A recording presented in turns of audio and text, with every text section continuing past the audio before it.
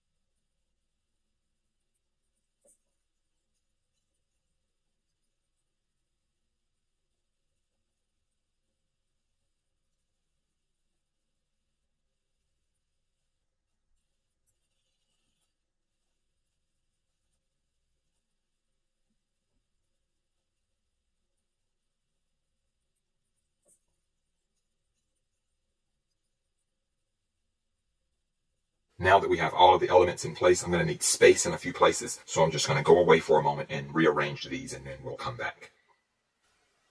So here are all of our drawn structures rearranged to make space. Let's get started with our annotation. Let's start with the eosinophilic CFU. When the body needs more eosinophils, a hormone is going to be released, which activates the eosinophilic CFU. This hormone is a colony stimulating factor. And so let's indicate that one here.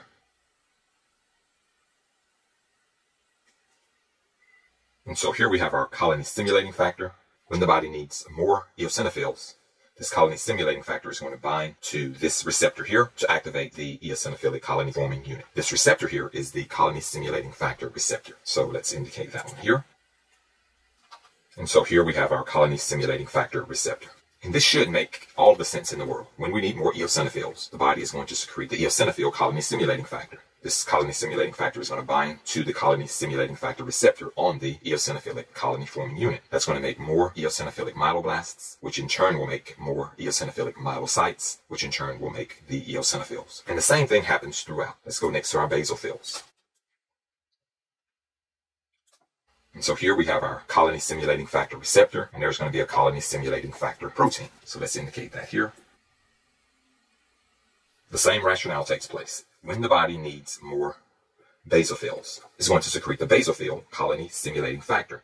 This protein is going to bind to the colony stimulating factor receptor on the basophilic colony forming unit, which will make more basophilic myeloblasts, which in turn will make more basophilic myelocytes, which in turn will make more basophils. It's the same. Let's look next at the neutrophils. I won't label the receptor and the colony stimulating factor again, but I will show the colony stimulating factor here.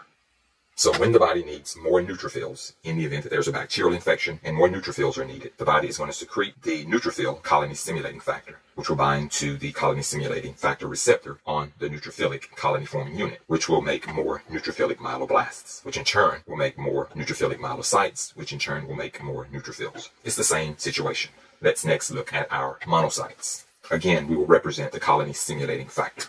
In the event that the body needs more monocytes, for example, if there's a viral infection and the body needs more monocytes, the body will release the monocyte colony stimulating factor, shown here. This colony stimulating factor will bind to the colony stimulating factor receptor on the monocytic colony forming unit, which in turn will make more monoblasts, which in turn will make more promonocytes, which in turn will make more monocytes. And our last situation will occur with the lymphocytes. Again, I will represent the colony stimulating factor. In the event that we need more antibodies made by the B lymphocytes, or we need more T lymphocyte, if we have a cellular infection, the body is going to need to produce more lymphocytes. In that case, the body will release lymphocytic colony stimulating factors. These lymphocytic colony stimulating factors will bind to the colony stimulating factor receptor on the lymphocytic colony forming unit, which will make more lymphoblasts. These lymphoblasts will make more B prolymphocytes, T prolymphocytes, or NK prolymphocytes. It's going to make one of those. The B prolymphocytes will lead to more B lymphocytes, the T prolymphocytes will lead to more T lymphocytes, and the NK prolymphocytes will lead to more NK cells. This is how you produce more of the different types of lymphocytes.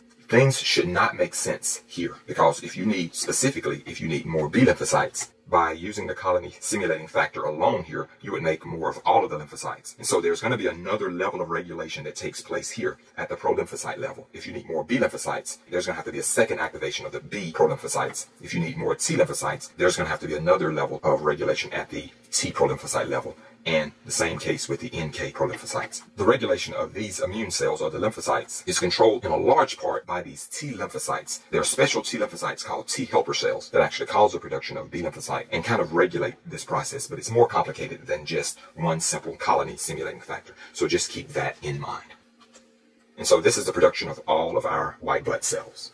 White blood cells can be divided into two groups. Your eosinophils, basophils, neutrophils, and monocytes. All of these cells and the cells which lead to them are called myeloid cells, and all the cells which lead to the lymphocytes are called lymphoid cells. Let's indicate those here. I'm going to shade the background of our myeloid cells a green color. I'm going to shade the background of our lymphoid cells a pink color so that we can distinguish them.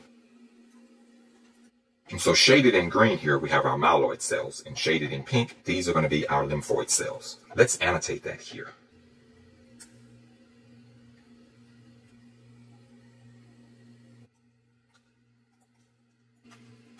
So our myeloid cells include the eosinophils, the basophils, the neutrophils, and the monocytes. And our lymphoid cells only include the lymphocytes. Last time we identified the pluripotent stem cell, we also gave its alternate name, the hemocytoblast. Let's do that here.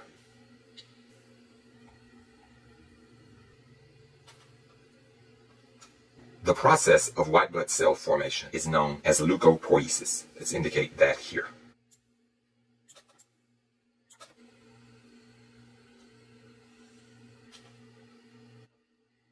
So the process of making the white blood cells is known as leukapheresis. And I think this covers everything. That concludes this lecture. I hope that you've learned a lot.